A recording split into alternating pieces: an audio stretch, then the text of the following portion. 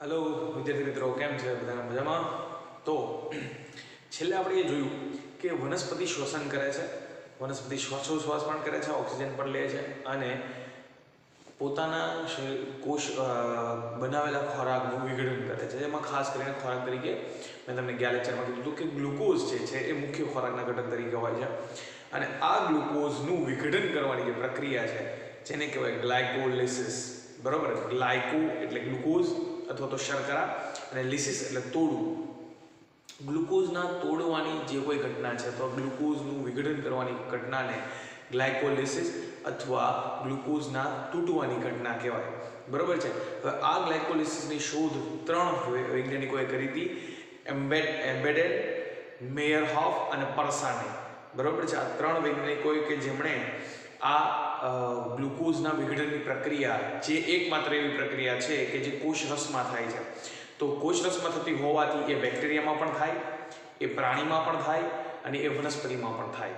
એટલે કે એ પ્રક્રિયા કે જેમાં કણાભસૂત્ર નથી, બાકીની તમામ શ્વસનની પ્રક્રિયાઓ છે કણાભસૂત્રમાં થાય, આ એકમાત્ર એવી પ્રક્રિયા છે કોષરસમાં થાય।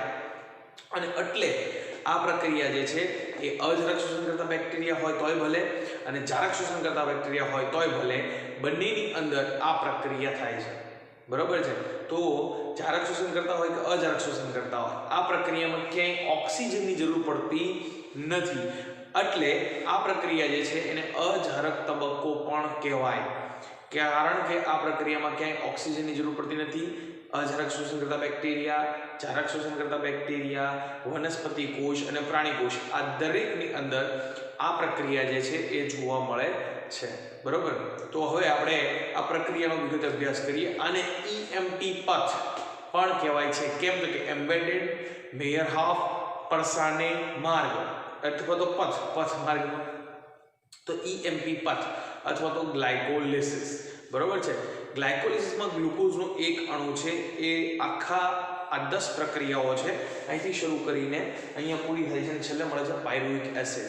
આ 10 પ્રક્રિયાઓની અંદર દરેક જગ્યાએ ગ્લુકોઝની કંઈક ને કંઈક એવી પ્રક્રિયાઓ થાય છે જે ઉત્સેચકીય પ્રક્રિયાઓ છે। આ તમામ 10 પ્રક્રિયાઓ જે ઉત્સેચકથી નિયંત્રિત છે। તો ઉત્સેચકથી તમામ પ્રક્રિયાઓ થાય છે।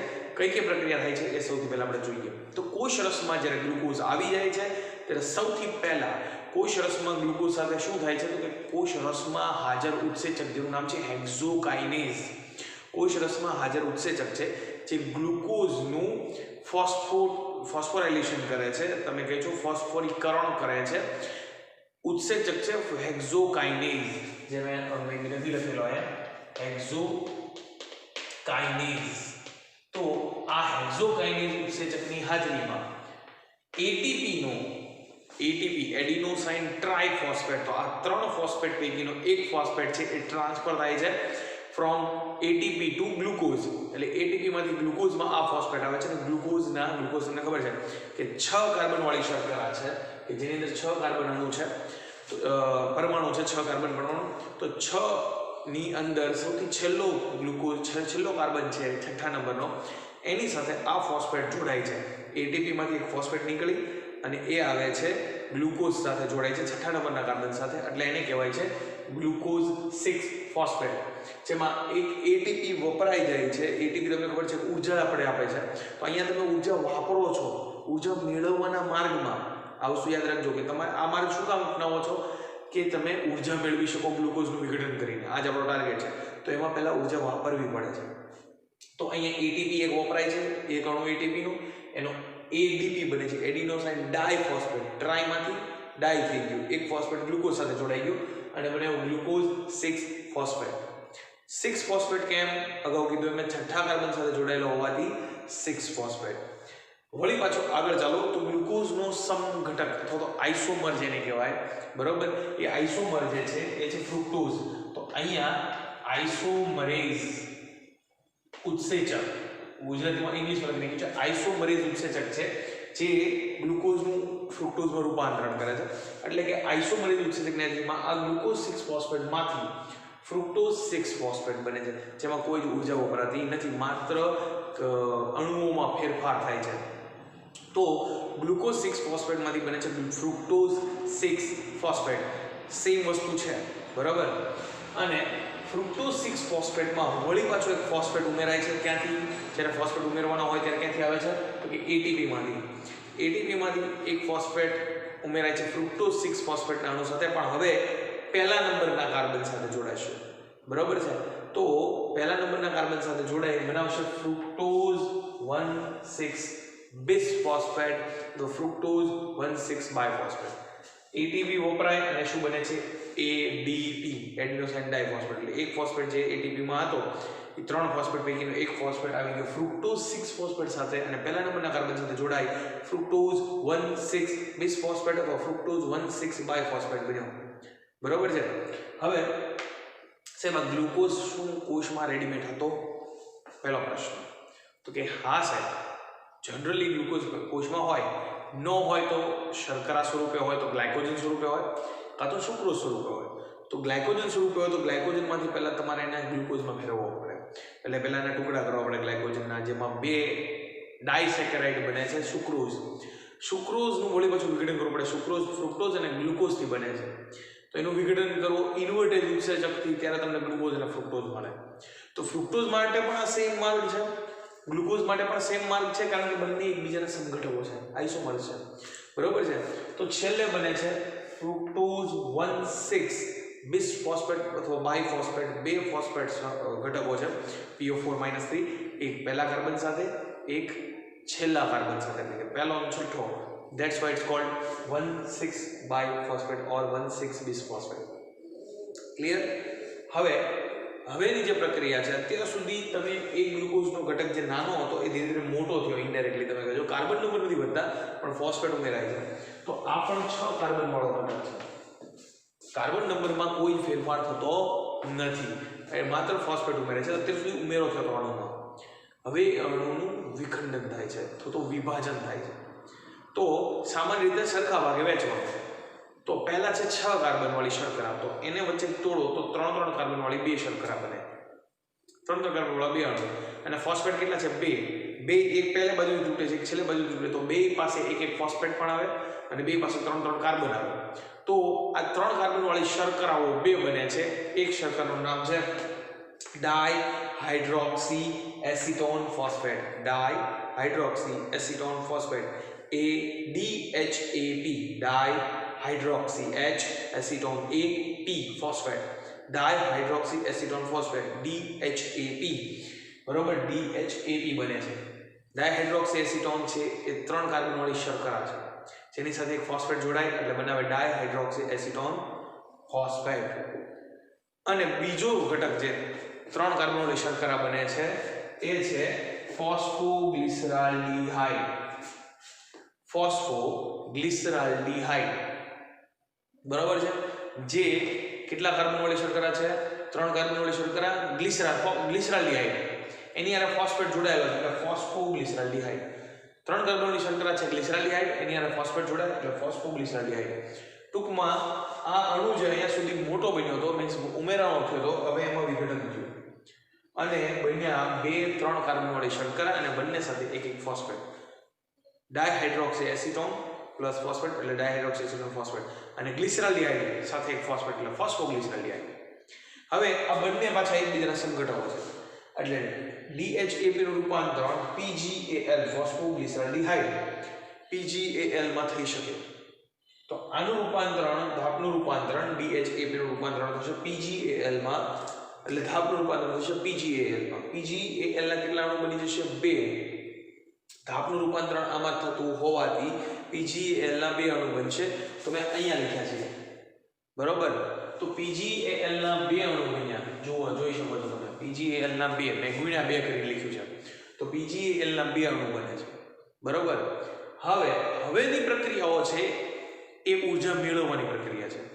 અત્યાર સુધી તમે ઊર્જા ગુમાવી. 2 ATP વાપર્યા ને, એક ATP અહીંયા વાપર્યો ફોસ્ફોરીકરણમાં, એક ATP અહીંયા ફોસ્ફોરીકરણમાં વાપર્યો, ટોટલ 2 ATP તમે વાપર્યા છે.